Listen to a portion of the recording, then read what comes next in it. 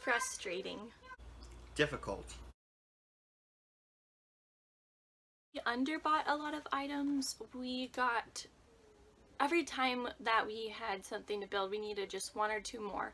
And Lowe's is an hour away, so every time we had to go back and get something, it took a whole day away from building, basically, because just driving to Lowe's, getting this stuff, driving back, it was a whole day affair. So we just we kept underbuying things. And also, measuring things here in the cottage was kind of tricky because the structure itself was crooked, so it just made things hard. Well, I knew how to swing a hammer and screw screws and measure things pretty well, so I was pretty confident about my ability to do the work. I think the thing that was difficult was the money, really. It just cost more than we thought, you know. It's like you have an idea of how much it's going to cost, and it costs a lot more. I was surprised that the build took so long. I thought it was going to be done in a month, so I was surprised that it took 6 months, but when you think about it, 6 months is pretty good for a construction project. I wouldn't say anything really surprised me that much. I had to make decisions that like I had to change a lot of things that I didn't originally plan on doing, but I wouldn't say anything really surprised me all that much. The hardest thing for me was the lack of control. Since the construction site was dangerous with tools and things everywhere, it wasn't safe for Alice to be here, so I had to stay back at home with Alice during the whole thing, so I couldn't really be hands-on as much as I thought I would be able to be.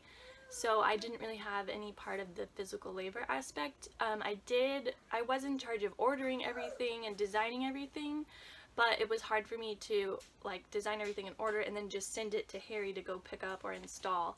And then sometimes he had to just do the stuff, and then like if he had a design question and I wasn't here, he just had to do it, and then sometimes we had to redo things. Probably the heat and the money constraints, you know. But the heat was definitely difficult to work with. I actually really liked getting to design the place and choosing all the fixtures and everything. It was fun to pick everything out. I liked that a lot. And then at the end, I was able to help Harry with the flooring, so I helped him install the subfloor and the flooring, and that was fun. It's really fun to work together, so I really enjoyed that. My favorite thing to do was probably either the electric or the plumbing. Probably the plumbing, oddly enough. What would I have done differently? I would have, if we had more room in the budget, then I would have been able to pick different things faster. I spent a long time researching each and every single thing that went into the cottage because I was trying to find the cheapest thing, like the cheapest but best quality thing to put in here. So it took me a really long time to research. And if I could do it again, I would also hire workers to help him because it was just a lot of work for him to do all by himself, and it would have gone faster if we had another person. I would have used more OSB on the outside underlayer of the outside covering, you know, steel, because we didn't use any.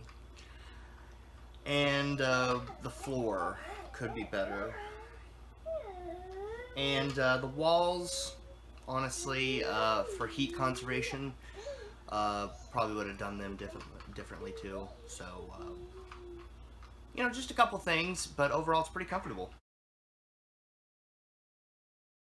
Yes, it turned out actually better than I thought it would. I love the feel of every single room. It's calm in here, and I love the raw wood mixed with the black metal accents everywhere. I love it so much, so it's definitely better than I thought. And I actually had originally planned to do a whole different scheme for the kitchen. I was gonna do a brass faucet with green cabinets, and it just didn't end up working out because that faucet wasn't functional. So that changed everything in the kitchen, which kind of ended up making everything else change because I decided to go with the black in the kitchen, and that made me go with black everywhere else. And so it turned out so well. About. Yeah, it did. It did. We did not meet our timeline. I thought that we would be finished by September 1st. So yeah, that didn't happen. We moved in the beginning of January. No, not at all. But, you know, that's kind of one of those things you learn on the job, especially kind of the first time you do a construction job like this, is like, and you do hear about it, you know, like if you plan on 6 months, it takes, you know, 8 months to a year in reality. Well, we planned for some reason on this being done in like a month or two, or 3 months. No, it got done in 6, and it was basically just me. You know, my dad helped a little bit, Katie helped a little bit, but it was mostly me. You know, so it kind of every day, you know, there were at least a good 2 weeks collectively that I just was like, yeah, I'm not feeling it today. But it got done in 6 months, and we live here, and I know enough about construction to know that that's pretty fast, you know, inside and out, you know, basically from the ground up. So, yeah, it was good. Advice for anyone who wants to do this would be to buy extra of everything. You can just take back the stuff you don't use to the store later, just return it later. So buy extra PVC, buy extra PEX, just buy extra of everything. That way you ensure that you have enough, because chances are you wouldn't have enough anyways, because that's what happened to us. Also, just plan on it taking 4 times longer than you expected, and also for it costing 4 times as much as you expected. Yeah, everything costs more and takes way longer. And also, honestly, if you have little kids, I just wouldn't suggest doing it this way. It's just too unsafe for the kids to be around the construction site, and so it makes it really hard to do it in the way we did, totally DIY, because a kid just can't be around. I'd say have a clear vision of what you're really going for, especially kind of having a clear idea about the interplay between your budget and your desire, you know, your aesthetic desire, you know, what you want it to look like.